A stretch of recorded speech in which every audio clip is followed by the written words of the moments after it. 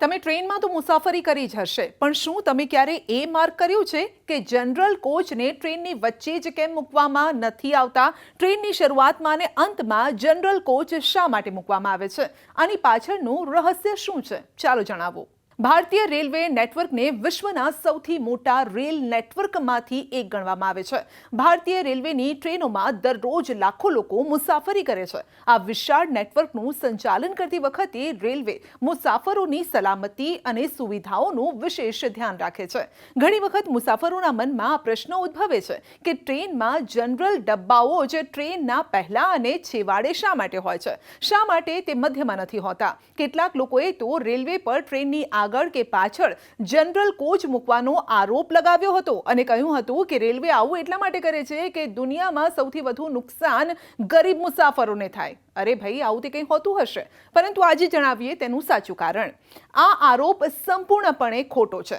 વાસ્તવમાં ટ્રેનના કોચનું સ્થાન વૈજ્ઞાનિક આધાર પર નક્કી કરાય છે, જેનો ઉદ્દેશ ટ્રેનને સુરક્ષિત રીતે સંચાલન કરવાનો છે, મુસાફરોને મહત્તમ સુરક્ષા આપવાનો પણ છે.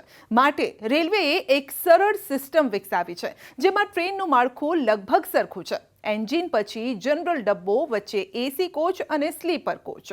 ટ્રેનના આગળ કે પાછળના ભાગમાં જનરલ કોચ મૂકવાના ઘણા ફાયદા છે.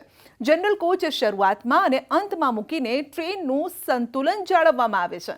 આપને તો ખબર જ છે કે કોઈ પણ ટ્રેનના જનરલ કમ્પાર્ટમેન્ટમાં સૌથી વધુ ભીડ હોય છે, અને આવી સ્થિતિમાં જો જનરલ ડબ્બાઓ વચ્ચે હોય તો વચમાં વધુ ભારના કારણે આખી ટ્રેનનું સંતુલન ખોરવાઈ જાય છે, જેના કારણે બોર્ડ ડીબોર્ડમાં પણ મુશ્કેલી પડે છે.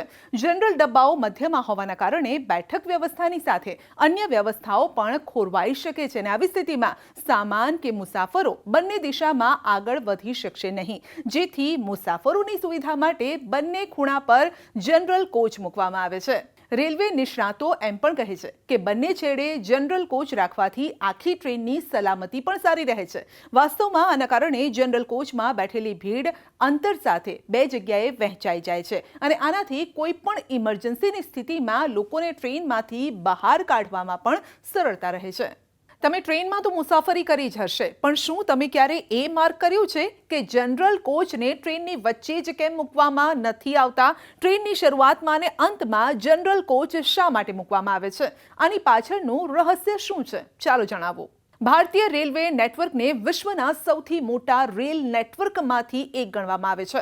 ભારતીય રેલવેની ટ્રેનોમાં દરરોજ લાખો લોકો મુસાફરી કરે છે. આ વિશાળ નેટવર્કનું સંચાલન કરતી વખતે રેલવે મુસાફરોની સલામતી અને સુવિધાઓનું વિશેષ ધ્યાન રાખે છે. ઘણી વખત મુસાફરોના મનમાં પ્રશ્નો ઉદ્ભવે છે કે ટ્રેનમાં જનરલ ડબ્બાઓ જ ટ્રેનના પહેલા અને છેવાડે શા માટે હોય છે? શા માટે તે મધ્યમાં નથી હોતા? કેટલાક લોકોએ તો રેલવે પર ટ્રેનની આગળ કે પાછળ જનરલ કોચ મૂકવાનો આરોપ લગાવ્યો હતો અને કહ્યું હતું કે રેલવે આવું એટલા માટે કરે છે કે દુનિયામાં સૌથી વધુ નુકસાન ગરીબ મુસાફરોને થાય. અરે ભાઈ, આવું તે કંઈ હોતું હશે, પરંતુ આજે જણાવીએ તેનું સાચું કારણ. આ આરોપ સંપૂર્ણપણે ખોટો છે. વાસ્તવમાં ટ્રેનના કોચનું સ્થાન વૈજ્ઞાનિક આધાર પર નક્કી કરાય છે, જેનો ઉદ્દેશ ટ્રેનને સુરક્ષિત રીતે સંચાલન કરવાનો છે, મુસાફરોને મહત્તમ સુરક્ષા આપવાનો પણ છે. માટે રેલવેએ એક સરળ સિસ્ટમ વિકસાવી છે, જેમાં ટ્રેનનું માળખું લગભગ સરખું છે. એન્જિન પછી જનરલ ડબ્બો, વચ્ચે એસી કોચ અને સ્લીપર કોચ. ટ્રેનના આગળ કે પાછળના ભાગમાં જનરલ કોચ મૂકવાના ઘણા ફાયદા છે. જનરલ કોચ શરૂઆતમાં અને અંતમાં મૂકીને ટ્રેનનું સંતુલન જાળવવામાં આવે છે. આપને તો ખબર જ છે કે કોઈ પણ ટ્રેનના જનરલ કમ્પાર્ટમેન્ટમાં સૌથી વધુ ભીડ હોય છે, અને આવી સ્થિતિમાં જો જનરલ ડબ્બાઓ વચ્ચે હોય તો વચમાં વધુ ભારના કારણે આખી ટ્રેનનું સંતુલન ખોરવાઈ જાય છે, જેના કારણે બોર્ડ ડીબોર્ડમાં પણ મુશ્કેલી પડે છે.